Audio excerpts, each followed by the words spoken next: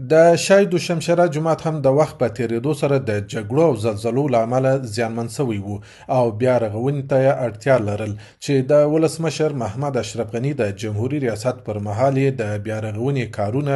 د ښار او کور جوړولو وزارت او د جمهوریت ریاست د ملي پراختیا شرکت له لوري د 1498 لمریز کال د سرطان په میاشت کې پیل